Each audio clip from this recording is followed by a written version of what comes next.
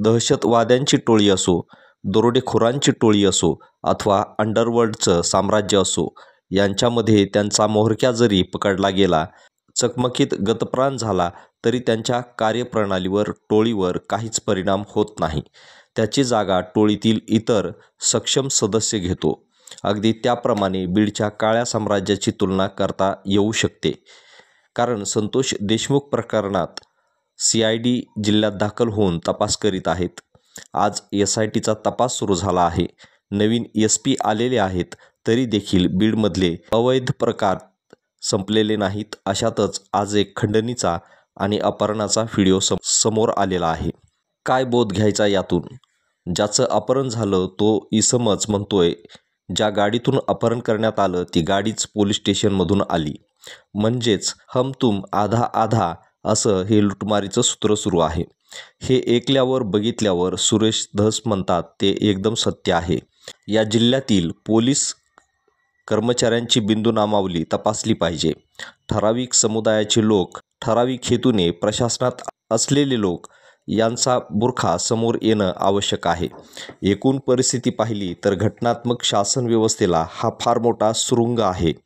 असंच जर सुरू राहिलं तर घटनात्मक प्रशासन व्यवस्था राहणार नाही, घटनात्मक न्यायव्यवस्था, संरक्षण व्यवस्था राहणार नाही आणि घटनात्मक लोकशाहीला देखील महत्त्व उरणार नाही.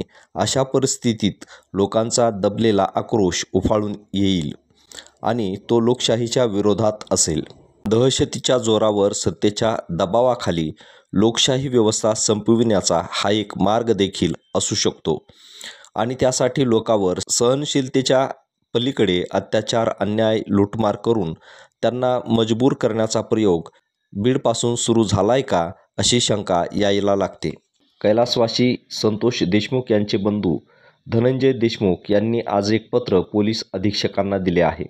CIDच्या पथकातील ड्रायव्हर असलेल्या तांदळे नामक व्यक्तीने धनंजय देशमुखांना दाब टाकला असे त्यांचे म्हणणे आहे. याविषयी तक्रार केली असता बीड शहर पोलीस स्टेशनचे API दराडे यांनी देखील धनंजय देशमुखावर अरेरावी केली. असे जर असेल तर तपास काय करणार? गुन्हा करणारे, खून करणारे, सजातीय तपास करणारे एकाच जातीचे अधिकारी तर न्यायाची अपेक्षा कशी करायची? हा प्रकार अगदी लोकसभा, विधानसभा निवडणुकापासून सुरू आहे. तरी राज्याच्या प्रशासनाने याची दखल घेतली नाही. अंजलीताई दमानिया यांनी देखील हे समोर आणले आहे. बीड जिल्हा पोलीस प्रशासनात फक्त वंजारी पोलीस एकाच ठिकाणी, एकाच जिल्ह्यात कशासाठी आणले आहेत? या जिल्ह्यात पुन्हा एकदा रझाकार साकार करायचा आहे का? रझाकारी दहशत माजवायची आहे का? असे जर झाले तर दहशतीखाली वावरण्यापेक्षा घराघरात लोक वाल्मिक जन्माला घालतील, घराघरात लूटमार, हिंसा करणारे वाढीला लागतील. लोक सहन तरी किती करणार? म्हणून अशा परिस्थितीत संतोष देशमुख यांना न्याय मिळू शकत नाही.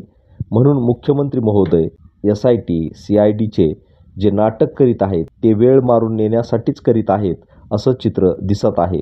पारदर्शक तपास करायचा असेल तर पोलीस प्रशासनातील संघटित गुन्हेगारी शोधून हद्दपार केली पाहिजे, त्यांना जिल्ह्याबाहेर ठेवलं पाहिजे, अशी मागणी लोकांतून होत आहे.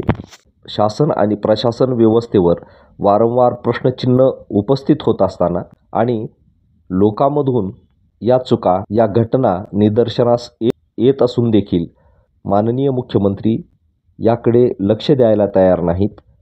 याचा अर्थ असा समजायचा का की लोकहितापेक्षा स्वहिताची राजसत्ता महत्त्वाची आहे, असे मुख्यमंत्र्यांना वाटत असेल तर लोकहिताच्या संरक्षणाची व्यवस्था इथे निर्माण होऊ शकत नाही, इथे नांदू शकत नाही.